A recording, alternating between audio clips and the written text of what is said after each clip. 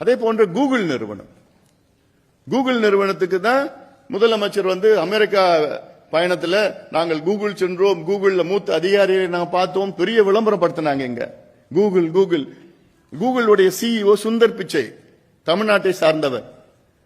அதாவது எப்படின்னா, இப்ப சமீபத்தில் கூகுள் நிறுவனம் ஆந்திராவில் உள்ள விசாகப்பட்டினம் நகரத்தில் கூகுள், அமெரிக்காவில் கூகுள் அடுத்தது வெளியில 1,20,000 கோடி ரூபாய்க்கு artificial intelligence centre, the biggest centre outside America.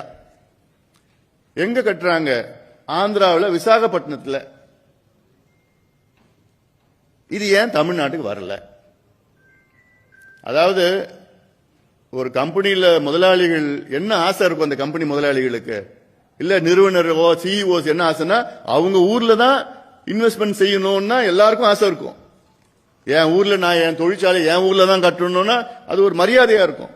ஆனா அப்படிப்பட்ட சுந்தர் பிச்சை, தமிழ்நாட்டை சார்ந்த சுந்தர் பிச்சை தமிழ்நாட்டை விட்டுட்டு ஆந்திராவுக்கு போறாருன்னா என்ன காரணம்? அத்தனைக்கும் முதலமைச்சர் கூகுள் நிறுவனத்தில் போய் பார்த்தாருன்னு செய்தி நாங்க பார்த்தோம், செய்தி வெளியில் வந்தது.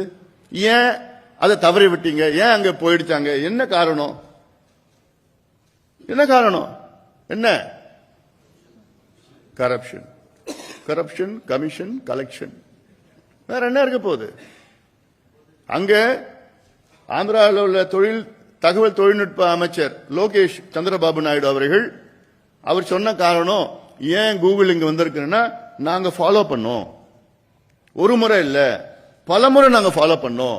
உங்களுக்கு என்ன வேணும்னு கேட்டோம், உங்களுக்கு என்னென்ன அடிப்படை வசதிகள் வேணும்னு கேட்டோம், உங்களுக்கு என்ன டாக்ஸ் பெனிஃபிட்ஸ் வேணும், என்ன இன்ஃப்ராஸ்ட்ரக்சர் வேணும், அது நீங்க சொல்லுங்க, நாங்க செய்யறோம்னு ஒரு முறை பல முறை அவர் பேசினாரு, முதலமைச்சர் பேசினாரு.